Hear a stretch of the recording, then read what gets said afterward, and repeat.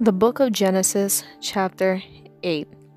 And God remembered Noah, and every living thing, and all the cattle that was with him in the ark. And God made a wind to pass over the earth, and the waters assuaged. The fountains also of the deep and the windows of heaven were stopped, and the rain from heaven was restrained, and the waters returned from off the earth continually. And after the end of the 150 days, the waters were abated. And the ark rested in the 7th month, on the 17th day of the month, upon the mountains of Ararat. And the waters decreased continually until the 10th month. In the 10th month, on the 1st day of the month, were the tops of the mountains seen. And it came to pass at the end of 40 days that Noah opened the window of the ark which he had made. And he sent forth a raven which went forth to and fro, until the waters were dried up from off the earth. Also he sent forth a dove from him, to see if the waters were abated from off the face of the ground. But the dove found no rest for the sole of her foot, and she returned unto him into the ark.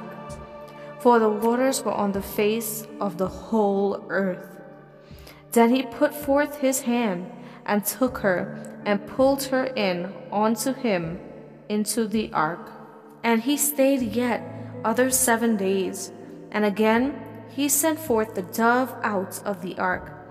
And the dove came in to him in the evening, and lo, in her mouth was an olive leaf plucked off.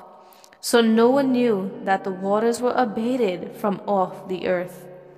And he stayed yet other 7 days, and sent forth the dove, which returned not again unto him any more. And it came to pass in the 601st year, in the 1st month, the 1st day of the month, the waters were dried up from off the earth. And Noah removed the covering of the ark, and looked, and behold, the face of the ground was dry. And in the 2nd month, on the 7th and 20th day of the month, was the earth dry. And God spake unto Noah, saying, Go forth of the ark, thou, and thy wife, and thy sons wives with thee. Bring forth with thee every living thing that is with thee, of all flesh, both of fowl and of cattle, and of every creeping thing that creepeth upon the earth, that they may breathe abundantly in the earth, and be fruitful, and multiply upon the earth. And Noah went forth, and his sons, and his wife, and his sons' wives with him, every beast, every creeping thing, and every fowl, and whatsoever creepeth upon the earth, after their kinds, went forth out of the ark. And Noah builded an altar unto the Lord, and took of every clean beast, and of every clean fowl, and offered burnt offerings on the altar. And the Lord smelled a sweet savor. And the Lord said in his heart, I will not again curse the ground any more for man's sake, for the imagination of man's heart is evil from his youth. Neither will I again smite any more everything living, as I have done.